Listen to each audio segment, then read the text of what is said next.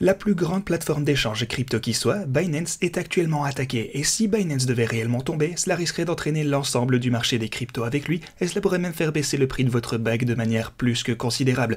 Alors les gars, aujourd'hui je vais vous parler des personnes qui essayent réellement de faire en sorte que cela se produise. Je vais vous parler non seulement de tout ceci, mais on va également discuter des choses générales qu'il vous faut savoir en ce moment même, à commencer par exemple ce que la Fed nous a dit hier concernant les marchés traditionnels qui impacteront donc les cryptos, ainsi que ce à quoi on peut s'attendre dans le futur. Alors aujourd'hui, vidéo super importante, bienvenue à tous, je m'appelle Maxime et je vous apporte chaque jour des nouvelles vidéos en français sur les crypto-monnaies en vous apprenant comment vous faire de l'argent sur ce marché. Si vous êtes nouveau sur cette chaîne, alors soyez sûr de vous abonner et d'activer la cloche dès maintenant. Et ceci étant dit, commençons tout d'abord par le prix du Bitcoin sur l'intervalle journalier. On a pu voir une grosse poussée ici pour le Bitcoin, c'était intéressant. En ce moment, on assiste par contre à un léger retrait ici comme vous le voyez. Donc voilà, on n'a pas réussi à rester au-dessus de cette ligne orange à 18 000 $, c'est dommage. La résistance a été touchée ici une fois en essayant de percer ce niveau, mais on n'a pas réussi à la dépasser. Ok, mais voilà, pour les marchés traditionnels, on peut voir le même genre de choses, on est brièvement passé au-dessus de ce niveau, maintenant on commence par contre à se renverser comme vous le constatez, et cela est dû, comme je le disais, à ce que la Fed a révélé hier, donc on va aborder ceci dans un moment, mais tout d'abord j'aimerais commencer par vous parler de ceci, car ça devient vraiment ridicule le nombre de personnes qui sont toujours du côté de Sam ainsi que FTX, parce que, eh bien, on a parlé de tout ceci, il a simplement soudoyé à bon paquet de gens. Le problème c'est donc maintenant, pas mal de personnes essayent de traîner Binance dans la boue en les entraînant vers le bas avec eux.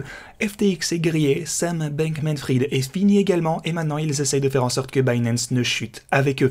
L'une des personnes par exemple qui essaye de faire ceci est bien entendu Kevin O'Leary, on en a déjà parlé. Comme on le sait, il a été payé 15 millions de dollars au minimum par Sam Bankman-Fried, ça c'est simplement les sommes qu'on connaît. Donc voilà, il a pris l'argent des clients, tout cet argent l'a donné à ce type, et maintenant forcément ce gars-là essaye de traîner Binance avec lui et de sauver un peu les fesses de SBF. Il essaye de faire apparaître Sam sous un bien meilleur jour, ce qui est absolument absurde.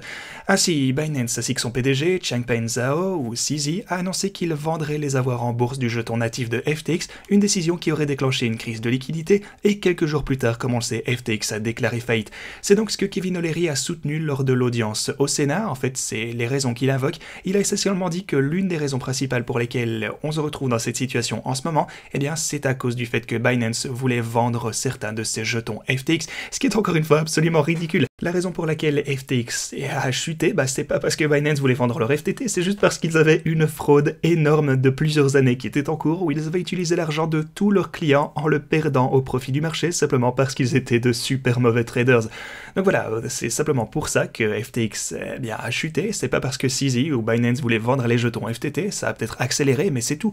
De plus, ce que O'Leary nous dit, c'est qu'il veut une réglementation plus stricte. Bien entendu, c'est pas forcément quelque chose que Binance voudrait voir, ça risque de leur faire du mal parce qu'ils ne sont pas vraiment dans une situation où ils voudraient rendre l'utilisation de leur plateforme plus difficile pour leurs clients, bien entendu. Alors voilà, Kevin O'Leary veut entraîner Binance dans sa chute, c'est très clair, ça a l'air pire chaque jour qui passe, la façon dont il essaye de défendre désespérément FTX et même SBF alors que tout le monde connaît la vérité. Mais maintenant, parlons un petit peu de meilleures nouvelles qu'on a en ce moment. Il s'agit par exemple ici d'un graphique super intéressant, on a bien besoin de bonnes nouvelles. Il s'agit donc d'un graphe de TechDev, et ce que vous pouvez voir ici en haut, il s'agit du prix du Bitcoin, et en bas vous avez le rendement du trésor chinois à 10 ans par rapport au DXY sur l'intervalle de 3 semaines, il me semble. Voilà. Et ce qui est super intéressant, c'est que ça a réussi par le passé à identifier chaque creux et sommet auparavant, ce qui est absolument incroyable. Vous allez voir par vous-même.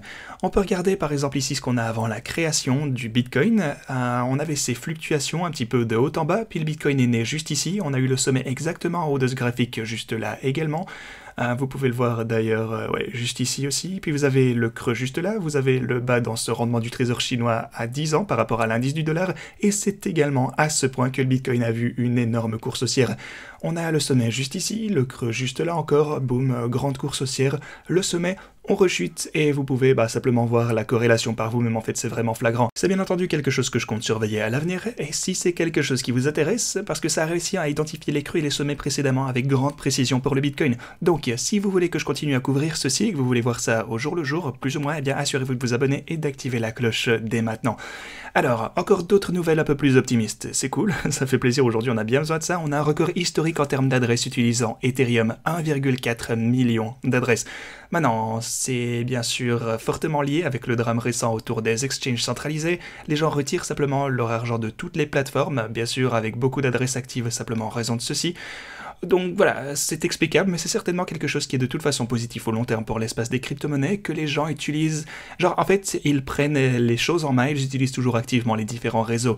Également, même chose avec le Bitcoin, comme on peut le voir ici, vous avez le nombre d'adresses actives, le nombre d'adresses contenant 100 Bitcoins ou plus qui ont atteint un sommet de 6 mois avec respectivement 15 965 adresses au total. Alors, les gens retirent leur Ethereum, ils retirent leur Bitcoin, ils le gèrent eux-mêmes en fait, ce qui est cool, et vous pouvez voir ça on-chain, c'est absolument fantastique. Ok, parlons maintenant de la Fed. Avant de faire ça, par contre, si vous voulez réclamer jusque 10 000 $ sur OKEx, il vous reste encore un peu de temps pour ce faire, utilisez ce lien disponible en haut de la description. Vous trouverez également un bonus allant jusque 30 000 $ de ce côté sur Bybit avec ce lien en question. Assurez-vous donc de profiter de toutes ces offres. Ok, parlons maintenant de la réserve fédérale, comme je vous disais, car comme on a pu le voir, on a eu une grosse poussée qui a été immédiatement stoppée et on a eu un retracement ici. Alors, Jérôme Powell, le président de la Fed, ne veut pas déjà voir les marchés s'échauffer à nouveau. Il voudrait qu'on continue en fait à se refroidir, à latéraliser, il veut qu'on continue à baisser même, c'est l'objectif de la réserve fédérale en ce moment, ça a été clairement communiqué. Ce qu'il a dit, c'est qu'il vise un taux terminal plutôt le taux d'intérêt supérieur à 5% au total. Alors, c'est quelque chose de nouveau, en fait, il y a quelques mois on pensait que ça commencerait très bientôt à baisser, mais voilà, il cherche à l'augmenter un petit peu plus. Et comment compte-t-il faire ça? Eh bien, il va le faire tout au long de l'année prochaine, au cours de l'année 2023, donc voilà, on peut s'attendre à ce que d'autres augmentations de taux se poursuivent tout au long de l'année qui va arriver. C'est dommage, mais bon, voilà, pour le coup, c'est quelque chose qui a bien sûr effrayé le marché, et il a déclaré que la politique se rapprochait d'une politique suffisamment restrictive, par contre, un petit peu de bonne nouvelle, il est donc sur le point d'atteindre cet objectif de taux qu'il envisage pour l'avenir, mais il ne s'attend pas à réduire les taux de sitôt pour autant.